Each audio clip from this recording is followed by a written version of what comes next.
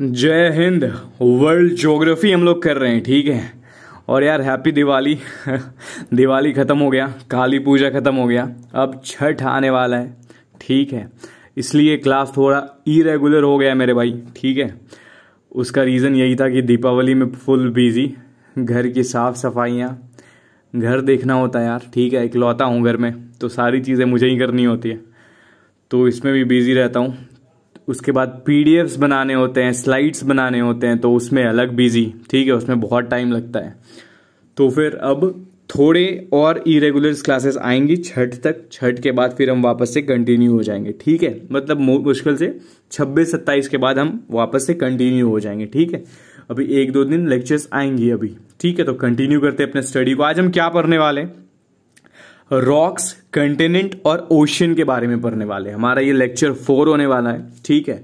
अगर तुमने अभी तक कोई लेक्चर्स नहीं देखा है मेरे भाई, तो ज्योग्राफी हम लोग कर रहे हैं, जिसमें world geography we are doing.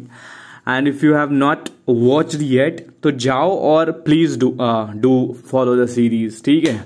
क्योंकि सीक्वेंस में चीजें होंगी ना, तो वो ज्यादा समझ आती है, ठीक है। ऐसे अगर तुम कहीं से स्टार्ट करते हो तो चीजें समझ आएंगी, लेकिन सीक्वेंस में करने से क्या होता है, ज्यादा दिन तक याद रहता है मेरे भाई, ठीक है। तो चलो हम लोग शुरू करते हैं, ठीक है। एक एक करके देखेंगे क्या होता है। फिर लास्ट में क्या करते हैं हम लोग, जैसे कि हम हमेशा देखते हैं, 15 क्वेश्चंस करते हैं, जिससे हमारा पूरा टॉपिक क्लियर हो जाता है, ठीक है। चलो सबसे पहले रॉक्स के बारे में पढ़ेंगे, कैसे फॉर्म होता है। तो भैया बोलते हैं कि रॉक्स जो है ना, वो naturally occurring solid aggregates of mineral है। इसका मतलब क्या हुआ भैया, कि जितने भी मिनरल्स है ना, वो जब सॉलिड फॉर्म में एक साथ इकट्ठा होके आते हैं ना सॉलिड फॉर्म में, तो उसको हम रॉक्स बोल देते हैं। इसका मतलब ये क्या भैया, सिर्फ मिनरल्स ही रहता है? नहीं, उसमें बहुत तरह की चीजें मिक्स हो जाती है, जिसमें कुछ इम्प्योरिटीज भी रहती है ना, कुछ मिनरल्स भी रहते हैं, कुछ अलग चीजें भी रहती है, ठीक है। तो ये सब मिलके क्या बनता है, रॉक्स बनता है। कहता है इंपॉर्टेंट अर्थ के पार्ट से बनता है वो। मेजर टाइप्स क्या होता है रॉक्स के, तो इग्नियस रॉक्स होता है, सेडिमेंट्री होता है और मेटामॉर्फिक रॉक होता है, ठीक है। ये 3 तरह की टाइप्स होता है। सबसे पहले हम टाइप्स देखेंगे, जो कि इग्नियस है। क्या होता है भैया इग्नियस? बेसिकली बनता कब है, देखो, जब जो है ना मैग्मा जो निकलता है अर्थ के अंदर से, वो जब अर्थ सरफेस पे आ जाता है, तो हम उसको क्या बोलते हैं, लावा बोल देते हैं, है ना।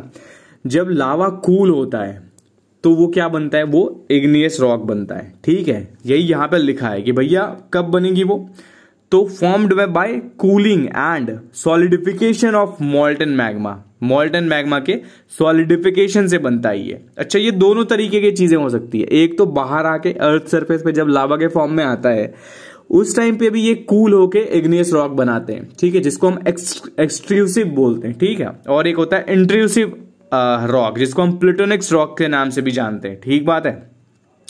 उसमें क्या होता है कि वो अंदर ही सूख जाता है, जमीन के अंदर ही सूख के पत्थर बना देता है, तो उसको हम लोग इंट्रूसिव बोल देते हैं। जो बाहर आके जमता है उसको हम एक्सट्रूसिव बोल देते हैं, ठीक है। हमारा अगला लाइन यही कहता है, प्लूटोनिक और एक्सट्रूसिव रॉक, वोल्केनिक जिसको बोलते हैं, ठीक बात है भैया। इसको प्राइमरी रॉक्स भी बोलते हैं। क्यों? क्योंकि सारा रॉक जो है ना, इग्नियस फॉर्म्स के बाद ही अलग प्रेशर पे, वॉल्यूम पे, टेम्परेचर पे निखर के आता है, बनता है, ठीक है। ये कैसा होता है, तो क्रिस्टलाइन नेचर का होता है, हार्ड होता है, ठीक है। और ये वोल्केनिक रीजन में ज्यादातर पाया जाता है। कौन सा? इग्नियस रॉक, ठीक है। अब 2 तरह के होते हैं, हमने देखा। इंट्रूसिव जो है वो deep beneath the earth surface, मतलब अर्थ सरफेस के नीचे, ठीक है, जो वहां पे कूल हो जाता है कोई, तो वहां पे ये बनता है, लार्ज क्रिस्टल के फॉर्म में निकलता है ना। ग्रेनाइट हो गया, डायोराइट इसके एग्जांपल्स हो गए, है ना। वोल्केनिक्स रॉक क्या होता है, ये कूलिंग के वजह से होता है। जब अर्थ सरफेस पे लावा आता है, वो कूल होता है, तो ये बनता है। फाइन ग्रेन्ड के फॉर्म में होता है, क्योंकि ये अर्थ पे है, ठीक है। जब वो लावा बन के आता है तो एकदम पार्टिकल्स एकदम पूरा चूर रहता है। वो जब सूखता है तो ग्रेन्ड के फॉर्म में हो जाता है, ठीक है। वैसे बनता है ये। ग्लासी टेक्सचर्स होता है, वो बेसाल्ट हो गया, ऑब्सिडियन हो गया, ये हमारा एक्सट्रूसिव रॉक्स के एग्जाम्पल है। ये तुम फोटो देख रहे होगे, इसको समझ लेते हैं, ठीक है। बहुत एग्जाम्पल है, सॉरी बहुत इंपॉर्टेंट है। सीडीएस और एसएससी में इससे क्वेश्चंस बहुत आते हैं, ठीक है। तुम्हारे लिए बहुत ज्यादा इंपॉर्टेंट है। क्या इंपॉर्टेंट है? देखो, ये जो अंदर दिख रहा है ना, ये है तुम्हारा मैग्मा, ठीक है, ये जब इसके थ्रू बाहर आ जाता है इसको हम क्या बोलते हैं, लावा बोलते हैं। ठीक है, अब देखो ये जो तुम अंदर ये पोर्शन देख पा रहे हो, ये जो ये एसिडाइक देख रहे हो, ये लैकोलिथ देख रहे हो, फैथोलिथ देख रहे हो, ये सब देख रहे हो, बैथोलिथ देख रहे हो, ये सारी चीजें अगर जम जाएंगी ना, इसी को हम इंट्रूसिव रॉक बोल देते हैं। और यही जब बाहर आ जाती है, यहां बाहर आ गई और यहां पे जम गई, यहां से निकली और यहां पे आके जम गई, तो ये एक्सट्रूसिव हो जाता है। ठीक है, समझ गए क्या होता है। अब देखो जब अर्थ से पैरेलल है तो वो शिल होता है। ठीक है, एक पतला सा निकला है बैथोलिथ से ऊपर, तो उसको हम क्या बोलते हैं, डाइक बोल देते हैं। वही अगर ऊपर जाके डोम शेप का हो, देखो ये डोम का शेप है, तो इसको लैकोलिथ बोलते हैं। इसी का अगर ब्रांच निकला हो तो उसको डाइक बोल देते हैं। सील क्या हो जाता है, जो पैरेलल होता है उसको सील बोल देते हैं। ठीक है, तो ये चीजें समझने वाली थी। नेक क्या होता है, जो जिस रास्ते से वोल्केनो बाहर आता है उसको हम नेक बोलते हैं। इसको हम क्या बोलते हैं, वेंट बोलते हैं, जहां से वोल्केनो बाहर आता है। ठीक है, यही वेंट जब बड़ा हो जाता है धीरे धीरे निकलते निकलते उसको क्रेटर बोल देते हैं। ठीक है, चीजें समझ आ गई। अब देखते हैं फॉर्म्स क्या क्या, कैसे कैसे फॉर्म्स होते हैं। तो डाइक्स हमने अभी देखा, उसको बस टर्म्स देख लेते हैं कैसे होता है। डाइक्स होता क्या है, तो वर्टिकल शीट्स होता है। ठीक है, कटिंग अक्रॉस रॉक्स के लेयर में ये पाया जाता है। ठीक है, सिल क्या था, हॉरिजेंटल जो था, हॉरिजॉन्टल जो इंट्रूजन था। ठीक है, रॉक्स के लेयर के बीच में वो सिल्स था, हॉरिजेंटल और वर्टिकल याद रखना। फैकोलिथ्स क्या था, लेंस शेप का। लैकोलिथ क्या था, डोम शेप का। ठीक है, कहाँ मिलता है ये ध्यान रखना, कीर्थर में मिलता है। बैथोलिथ कहाँ मिलता है, यूएसए में मिलता है। Largest deep seated intrusive rock को हम क्या बोलते हैं, बैथोलिथ बोलते हैं। ठीक बात है। दूसरा फॉर्म्स ऑफ रॉक आता है, इसको हम सेडिमेंट्री रॉक के नाम से जानते हैं। ठीक है, formed from deposition and compaction of sediments, 75% of earth surface but only 5% of crust volume. कहता है भैया कि सेडिमेंट्री रॉक जो है ना डिपोजिशन से बनता है। ठीक है, कॉम्पैक्शन से बनता है, सेडिमेंट के कॉम्पैक्ट हो जाने से बनता है, वो जमा होके एक दूसरे से सट के बन जाता है कॉम्पैक्ट होने की वजह से। कहता है भैया कि 75% ऑफ अर्थ का जो सरफेस है ना, उसमें उसका 75% हिस्सा सेडिमेंट्री है, लेकिन क्रस्ट का बात करें तो 5% ऑफ क्रस्ट के वॉल्यूम का है। ठीक है, लेयर्ड होता है। ठीक है, लेयर फॉर्म में होता है, तुम यहाँ फोटो में देख पा रहे होगे, ये लेयर दिख रहा है ना, लेयर के फॉर्म में होता है। ठीक है, क्यों, क्योंकि ये एक दूसरे के ऊपर ना जमा होते रहता है, इसलिए ये लेयर फॉर्म में होता है। ये जो तुम देख रहे हो कि कोई बहुत गहरा है कोई हल्का है, तो ये सालों साल लगा होगा इसको जमने में और कॉम्पैक्ट होने में। ठीक है, मैकेनिकली फॉर्म्ड, ये मैकेनिकली बनता है। ठीक है, कैसे बनता है, from disintegration of pre existing rocks. पहले से जो रॉक्स होते हैं उसको वो टूट के इकट्ठा होके अलग अलग कंबाइन होके बनते हैं। ठीक है, जैसे सैंडस्टोन हो गया, शोल हो गया, कॉन्ग्लोमेरेट हो गया, ओरिजिनली फॉर्म भी होते हैं ये। ठीक है, एक तो हमने देखा मैकेनिकली फॉर्म, एक ओरिजिनली फॉर्म भी होते हैं। From remains of plant and animal, जैसे एग्जांपल लाइमस्टोन हो गया, कोल हो गया, चौक, ये सब क्या होता है, ये ओरिजिनली बनता है। केमिकली कैसे बनता है, तो प्रिसिपिटेशन जब होता है ना, प्रिसिपिटेशन मतलब क्या होता है, बेसिकली रेन जो होता है ना, पानी ऐड होता है ना, किसमें, मिनरल्स में, तो चीजें बनती है, जैसे जिप्सम हो गया, रॉक सॉल्ट हो गया। ठीक है, ये चीजें सेडिमेंट्री रॉक्स की। फीचर्स क्या होता है भैया, तो लेयर्ड फॉर्म में होता है ये, हमने देखा। कंटेंट क्या करता है, फॉसिल करता है। ये एक इकलौता रॉक है पहला जो सेडिमेंट्री रॉक जो कि क्या करता है, फॉसिल कंटेन करता है। ये क्वेश्चन एग्जाम में। ठीक है, सॉफ्ट होता है, पोरस होता है, क्रिस्टलाइन के फॉर्म में नहीं होता है। ठीक है, क्रिस्टल के फॉर्म में नहीं होता है। रिवर बेड्स में ज्यादा पाया जाता है, लेक्स हो गया, सी हो गया, ये सब में पाया जाता है। ये एग्जांपल्स याद रखना कौन कौन से सेडिमेंट्री रॉक्स में आते हैं। चौक हो गया, कैलिश हो गया, बेरिकिया हो गया, चर्ट हो गया, ये सब, कॉयल हो गया, ये सब याद रखना है। ठीक है, मेटामॉर्फिक रॉक क्या होता है, ये फॉर्म होता है जब इग्नियस और सेडिमेंट्री रॉक में चेंज होता है। किसके वजह से, तो हीट, प्रेशर और वॉल्यूम के वजह से, तीनों जब चेंज होता है ना, उसके वजह से ये चीज होता है। इसी को हम मेटामॉर्फिज्म बोलते हैं, यही प्रोसेस को। ठीक है, इसमें क्या होता है, पत्थर जो है ना डेंसर हो जाता है, और ज्यादा डेंस हो जाता है, हार्ड हो जाता है। ठीक है, ज्यादा क्रिस्टलाइन हो जाता है। तीन तरह का होता है टाइप्स। ठीक है, thermal metamorphism due to high temperature near magma. ये थर्मल मेटामॉर्फिज्म क्या होता है, जो हाई टेम्परेचर होता है ना मैग्मा के आसपास, ठीक है, उसके वजह से क्या होता है, डिकम्पोज चेंज अंडरगो करता है ये, और डेंस हो जाता है, ये हार्ड हो जाता है इसके वजह से। जैसे लाइम स्टोन किस में बदल जाता है, मार्बल में बदल जाता है due to heat and pressure, ठीक है। डायनेमिक मेटामॉर्फिज्म क्या होता है, तो due to high pressure along fault zone, उसकी वजह से क्या होता है, शेल जो है वो स्लेट में बदल जाता है। थर्मोडायनेमिक्स मेटामॉर्फिज्म क्या होता है, तो ये हीट और प्रेशर दोनों की वजह से, जैसे ग्रेनाइट क्या हो जाता है, ग्नेसिस में बदल जाता है, तो उसको हम ये बोल देते हैं, ठीक है। सब टाइप ऑफ थर्मल मेटामॉर्फिज्म देख लेते हैं। तो एक होता है कॉन्टैक्ट, एक होता है रीजनल। कॉन्टैक्ट जो होता है वो वैसे पत्थर होते हैं जो मैग्मा के वजह से होते हैं, ठीक है, मैग्मा के अल्टर हीट की वजह से होते हैं, मैग्मा का जो अपना हीट होता है उसके वजह से जो बनता है। रीजनल क्या होता है, on the large scale by both pressure and heat, जो लार्ज स्केल पे किससे हो, प्रेशर और हीट की वजह से बने, जैसे लाइमस्टोन मार्बल बन जाता है, शेल स्लेट, ठीक है, सैंडस्टोन क्वार्टजाइट, ग्रेनाइट जेनेसिस, ठीक है, ये याद रखना इसको। अब रॉक साइकिल देखते हैं, ये क्या दिखाता है रॉक साइकिल, बेसिकली ये ना इंटर रिलेशनशिप है तीनों टाइप के रॉक का, कैसे कैसे क्या बनता है, ठीक है।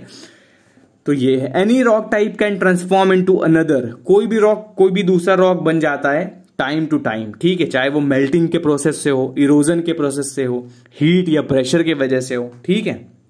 अब इसके बेसिस पे सिलिका के कंटेंट के बेसिस पे भी क्लासिफिकेशन है, देख लेते हैं क्या है। एसिडिक रॉक होता है और बेसिक रॉक होता है। एसिडिक क्या होता है, जिसमें 65% से ज्यादा सिलिका मिलता है, उसको क्या बोलते हैं, एसिडिक बोलते हैं, ठीक है। लाइट कलर होता है, बहुत कम डेंस होता है ग्रेनाइट में, ठीक है, हराइजोलाइट भी इसको बोलते हैं। बेसिक रॉक्स क्या होता है, जिसमें 40 से 55% तक का सिलिका होता है, डार्क होता है, ये हैवियर होता है, ज्यादा मैग्नीशियन मिनरल्स में पाए जाते हैं, जैसे बेसाल्ट हो गया, गैब्रो हो गया, डोलराइट हो गया, ये चीजें, ठीक है। अब पढ़ते हैं वोल्केनो के बारे में, क्या होता है वोल्केनो भैया। देखो वोल्केनो बेसिकली एक क्या है, ओवेंट है या ओपनिंग है अर्थ के क्रस्ट में, जहां से क्या होता है, मोल्टन रॉक, जिसको हम लोग मैग्मा बोलते हैं, गैसेस बोलते हैं, एश जो होता है वो सब निकलता है उस जगह से, उसी पूरे को क्या बोलते हैं, वोल्केनो बोलते हैं। जब मैग्मा रीच करता है सरफेस, उसको हम क्या बोलते हैं, लावा बोल देते हैं। टॉप डिप्रेशन ऑफ वोल्केनो को हम क्या बोलते हैं, क्रेटर बोलते हैं, ठीक है, जहां से निकलता है उसी को वेंट भी बोलते हैं। अब 2-3 तरीके का होता है वोल्केनो, वो देख लेते हैं कौन कौन। सबसे पहले होता है सिंडर कोन वोल्केनोस, ये छोटा होता है, स्टीप साइड का होता है, ठीक है। स्टीप साइड मतलब इसके जो साइड्स होते हैं वो स्टीप होते हैं, ऐश से बनता है, ठीक है, साइड से बनता है, सॉरी सिंडर से बनता है, बहुत कम टाइम तक रहते हैं ये, मतलब अचानक से निकला, बहुत ज्यादा एक्सप्लोजन किया, फिर खत्म हो गया, मतलब कुछ महीने में, कुछ दिन में, है ना। ये पेरिकुटीन में मिलता है, कहाँ, मैक्सिको में, ठीक है। उसके बाद आता है फ्लड बेसाल्ट प्रोविंस, ठीक है, ये फॉर्म होता है लार्ज स्केल लावा से, बहुत ज्यादा जब लावा निकलता है उसके वजह से ये बनता है। जैसे डेक्कन प्लेट्यू अपने इंडिया का हो गया, कोलंबियन प्लेट्यू हो गया यूएसए का, ये सब किससे बना है, फ्लड बेसाल्ट प्रोविंस से बना है, ठीक है, फ्लड बेसाल्ट लावा से, वोल्केनो से। अब आता है शील्ड वोल्केनो, ये बहुत बड़ा होता है, जेंटली स्लोप के फॉर्म में होता है, ठीक है। फ्लूइड लावा के फ्लो के वजह से ये क्या होता है, बनता है। इसको नॉन एक्सक्लूसिव इरप्शन भी बोलते हैं, ये बहुत कम इरप्ट करता है, ठीक है। मोना लुआ हो गया, हवाई हो गया, ठीक है। कंपोजिट होता है, ठीक है, स्ट्रेटो, इसको लेयरिंग के फॉर्म में यहाँ पे लावा और एशेस निकलती रहती हैं, ठीक है। बहुत ज्यादा एक्सप्लोसिव होता है, डेंजरस होता है, बार बार निकलता है इससे, ठीक है। फुजी हो गया जापान का, वेसेसस हो गया इटली का, ठीक है। फिर आता है 5th नंबर, कैल्डेरा जिसको बोलते हैं। कैल्डेरा क्या होता है, एक लार्ज बेसिन होता है, बेसिन शेप्ड डिप्रेशन होता है, जो कि बहुत वॉयलेंट इरप्शन होता है और खुद ही पे कोलैप्स कर जाता है, ठीक है, इसीलिए इसको कैल्डेरा बोलते हैं। ये बहुत ज्यादा बड़ा होता है नॉर्मल क्रेटर से, क्यों, क्योंकि ये बार बार खुद ही पे कोलैप्स हो के इसका जो माउथ होता है वो बहुत बड़ा हो चुका होता है, ठीक है। एग्जाम्पल में ओरिगोन यूएसए का, टाल वोल्केनो फिलीपींस का ध्यान रखना। अब यहां पे समझ लेते हैं क्या कह रहे थे हम लोग। टाइप्स में देख लेते हैं। सबसे पहले क्या है, लावा डोम शेप नॉर्मली जो निकल रहा है, फिर कंपोजिट वोल्केनो हो गया, फिर क्या हो गया, सिंडर शेप हो गया, फिर शील्ड वोल्केनो हो गया। ये यहाँ पे टाइप दे दिया है इसका। इसी में कोई बहुत ज्यादा स्टीप है तो उसका कोई अलग टाइप है, वो किसी का कोई खुद ही पे चल जाता है तो उसको हम कैल्डेरा बोल देते हैं, ठीक है। ये अलग अलग चीजें दी गई है, ठीक है। चलो अब आगे देख लेते हैं, गीजर क्या होता है। A geyser is a hot spring that intermittently ejects jet of hot water and steam into the air. इसमें क्या होता है, गर्म पानी का जो भाप होता है, धुआं होता है, वो एयर के फॉर्म एयर में मिक्स होता है, ऊपर आके सरफेस से निकलता है। ये हीटिंग की वजह से होता है, जो कि अंडरग्राउंड वाटर जो हीट होती है थर्मल जियोथर्मल हीट के कारण, उससे ये वेपर बन के बाहर निकलता है। इसमें क्या होता है, प्रेशर जो होता है ना अर्थ के अंदर, वो स्टीम के फॉर्म में बाहर आता है सरफेस पे वेंट्स के थ्रू। वेंट्स बेसिकली क्या होता है, ओपनिंग या माउथ को हम वेंट बोलते हैं। ठीक है, एग्जाम्पल में देख लो, ओल्ड फेथफुल गीजर हो गया, ठीक है, कहाँ है, यूएसए में हो। आइसलैंडिक कहाँ है, गीजर्स है, ठीक है, ये सब एग्जाम्पल्स हो गए इसके।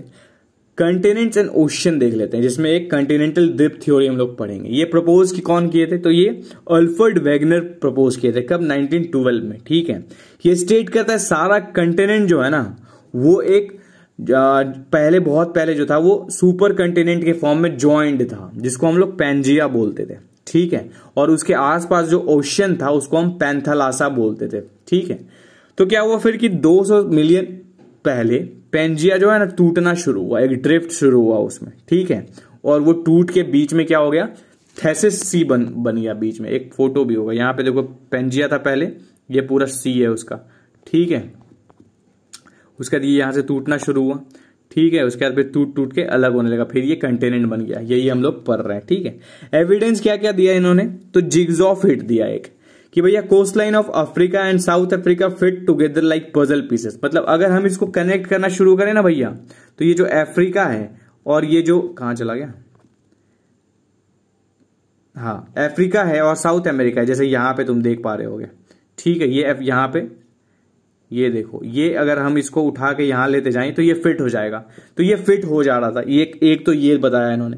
दूसरा बताया फॉसिल का एविडेंस, कि भैया जो फॉसिल यहां पे मान लो मिल रहा है, वही फॉसिल इंडिया के इस वाले हिस्से में मिल रहा है। मतलब ये हिस्सा कहां से गया है, यहां से टूट के गया है। जो फॉसिल यहां पे मिल रहा था वही फॉसिल यहां पे मिल रहा है, मतलब ये हिस्सा यहां से गया है। ठीक है, तो ये दूसरा एविडेंस दिया।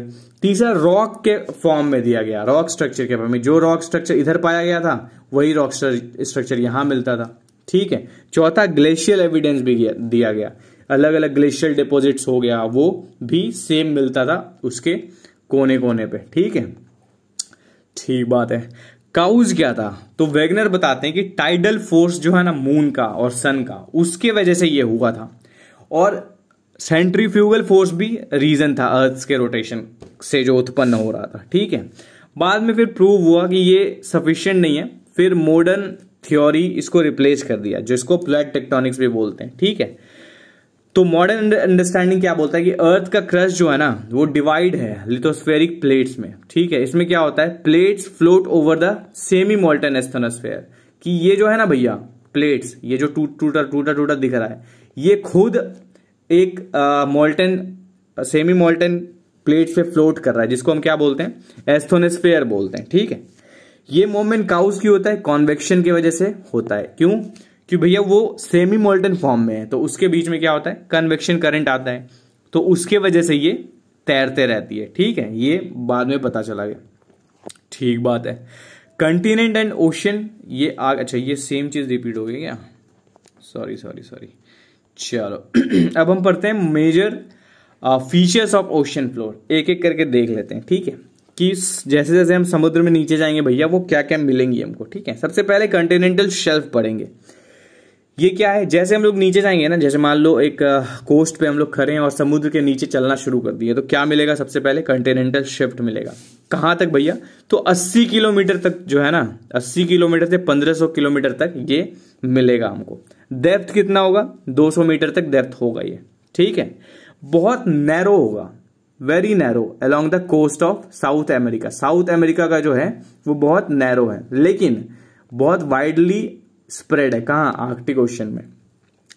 कहता है it forms the most productive part of ocean, ये बहुत ज्यादा प्रोडक्टिव पार्ट है। क्यों, क्योंकि यहाँ पे कोई भी फिशिंग इंडस्ट्री है, शिप है, कार्गोज है, वो सब काम यहीं पे होता है। ठीक है, due to sunlight penetration and rich marine life. अब देखो सनलाइट अच्छा मिलेगा वहां पे, तो पेनिट्रेशन सनलाइट अच्छा होगा, अंदर लाइट जाएंगी तो फिशेस रहेंगी वहां पे, फिश रहेंगी तो वहां पे मछुआरे रहेंगे, फिशरीज होंगी, शिप आएंगे तरह तरह के उसको लोड करने के लिए। तो ये चीज के लिए ये बहुत ज्यादा प्रॉफिटेबल है। ठीक है, फिर आता है कॉन्टिनेंटल स्लोप, उसके जस्ट बाद, ये जस्ट उस शेल्फ के आगे रहता है।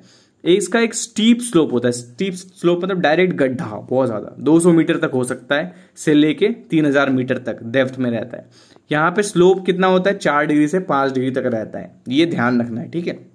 ये जो 4 डिग्री से 5 डिग्री बताया, ये बाउंड्री है किसके बीच में, तो कॉन्टिनेंटल क्रस्ट और ओशियनिक क्रस्ट के बीच में। क्वेश्चन पूछ लेता है कि भैया कौन सा है इसमें से बाउंड्री, किसके किसके बीच में, कॉन्टिनेंटल क्रस्ट और ओशियनिक क्रस्ट के बीच में, तो ये कॉन्टिनेंटल स्लोप है, ध्यान रखना, ठीक है। फिर आता है कॉन्टिनेंटल राइज। अब देखो, found between continental slope and abyssal plain, जैसे जैसे तुम अंदर गए, ठीक है, कॉन्टिनेंटल स्लोप से गुजरे, अब आता है कॉन्टिनेंटल राइज। ये क्या होता है, ये कॉन्टिनेंटल स्लोप और एबाइजल प्लेन के बीच का हिस्सा होता है, ठीक है। अभी हम आगे फोटो भी देखेंगे। It consist of deposit sediments from the continental slope gently sloping region. फिर आता है एबाइजल प्लेन, ये 3000 से 6000 मीटर डेप्थ में होता है, फ्लैट सरफेस होता है, स्मूथ होता है पूरा, ठीक है। ये फाइन ग्रेन सेडिमेंट से बना होता है, मेनली क्ले या सिल्ट से, ठीक है। ये डीप, एक तरह से समझ लो कि ओशियन का डीप फ्लोर जो हुआ ना, वही उसी को हम एबाइजल प्लेन बोलते हैं। फिर अब ओशियन में भी क्या होता है कि जैसे माउंटेन यहाँ पे पृथ्वी पे क्या होता है, ऊपर हाइयर एकदम पूरा आसमान में उठा हुआ है, सेम वही चीज जो होता है समुद्र के अंदर भी गहरा वाला होता है, ठीक है। उसको हम ट्रेंच बोल देते हैं, उसी में से फेमस है मरियाना ट्रेंच, जो कि कहाँ है, पैसिफिक ओशियन में, ठीक है। नैरो बॉडी होती है, डिप्रेशन होती है। जब आप फोटो में देख लेते हैं, फोटो में क्या देख लेंगे, सबसे पहले उतरे भैया तो 200 मीटर तक क्या था, कॉन्टिनेंटल शेल्फ था। फिर 4 से 5 डिग्री का क्या आया, बेंड आया, इसको हम कॉन्टिनेंटल स्लोप बोल दिए, ठीक है। ये क्या था, कॉन्टिनेंटल शेल्फ, और जो मेरा एबाइजल प्लेन था, दोनों के बीच का जो वो था, बाउंड्री था, जो दोनों को जोड़ने वाला। अब जैसे नीचे उतरे तो क्या था, एक हिस्सा आया यहां पे थोड़ा सा ऊंचा, इसको हम कॉन्टिनेंटल राइज बोल दी। जस्ट इसके नीचे आए तो ये जो प्लेन सरफेस मिला, उसको हम क्या बोले, एबाइजल प्लेन बोल दी।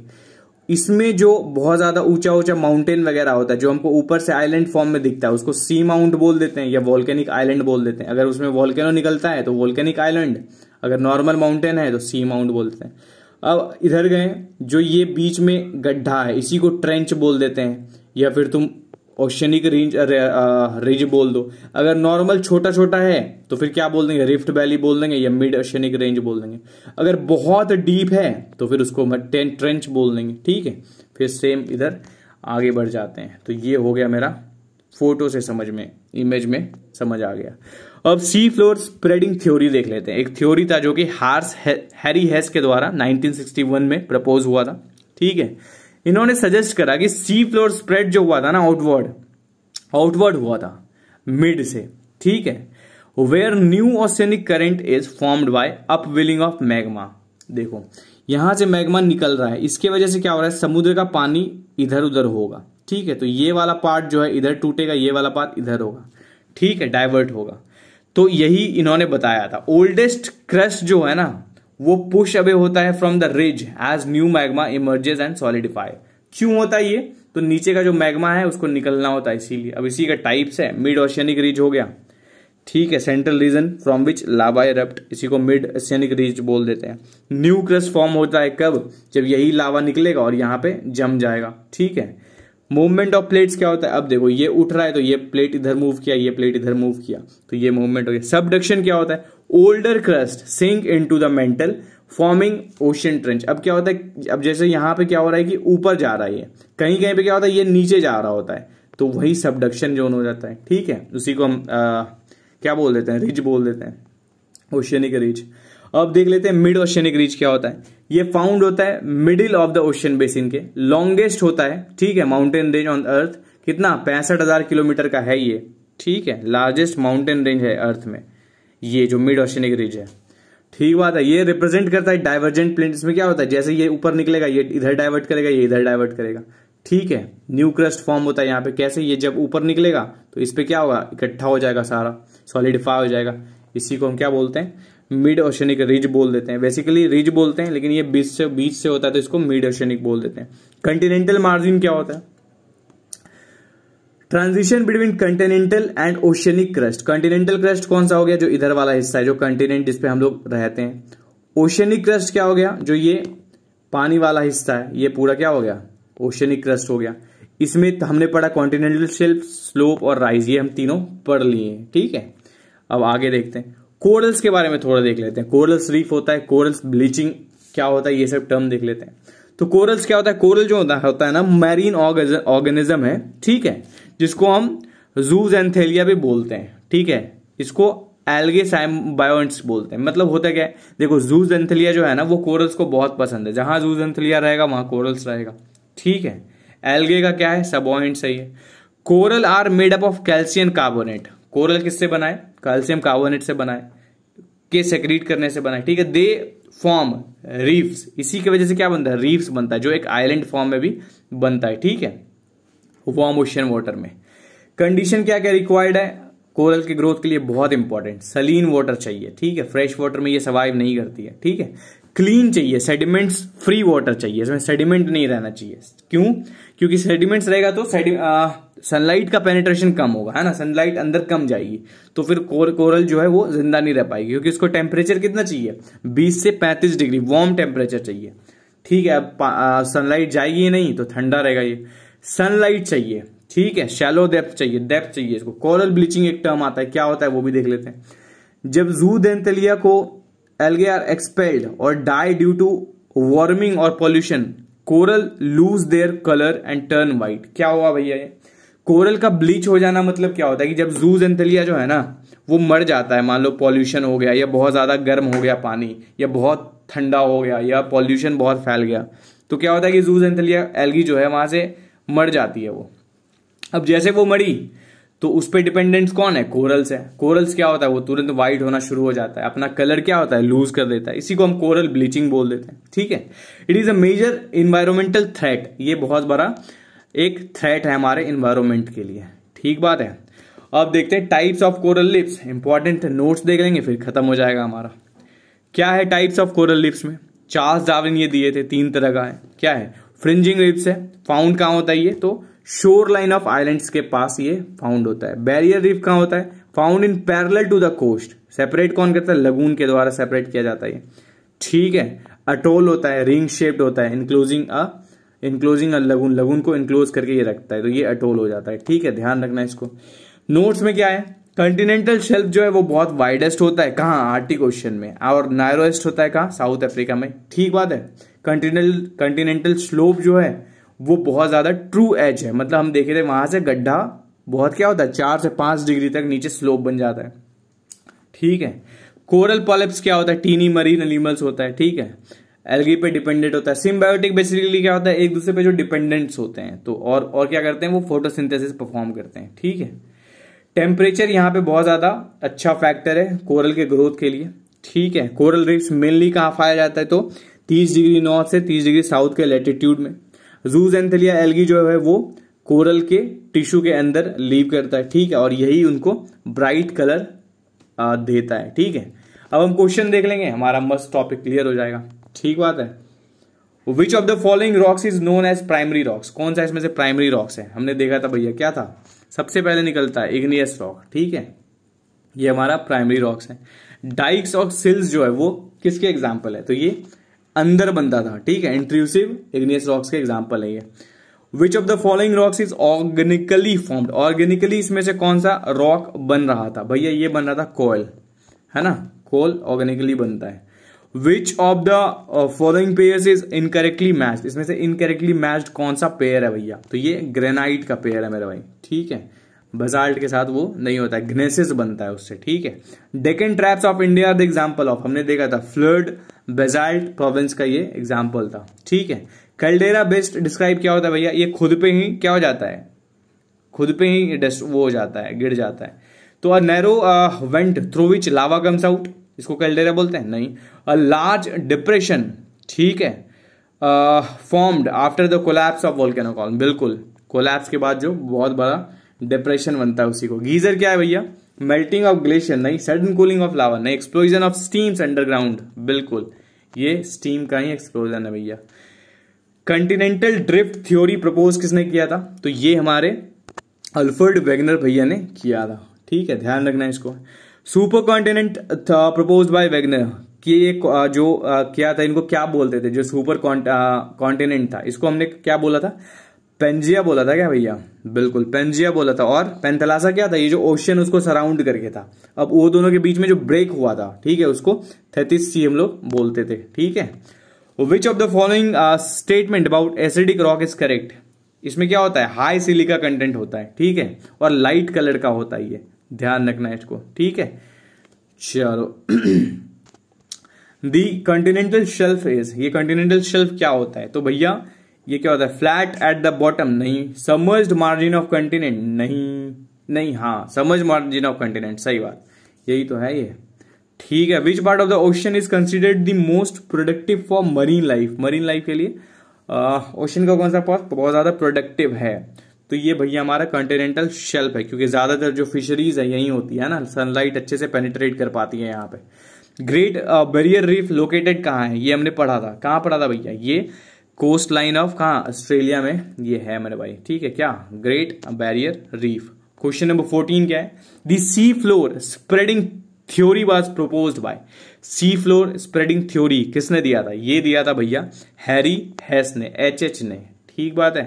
क्वेश्चन 15 की क्या कहता है, which of the following condition is not favourable for corals growth, इसमें से कौन सा नहीं चाहिए कोरल्स को, वार्म वाटर नहीं चाहिए, शैलो वाटर नहीं चाहिए, फ्रेश वाटर एनवायरमेंट चाहिए, या फिर सनलाइट चाहिए, तो बताना ये कमेंट सेक्शन में कौन सा चाहिए इसको, ठीक है, ये तुम्हारा आंसर है, कमेंट में बताना क्लास कैसा लगा, और thank you if you are watching still, ठीक है, कंटिन्यू रखो इसको, वीडियोस भी लगातार आते रहेंगे अब। थैंक यू एंड जय हिंद मेरे भाई।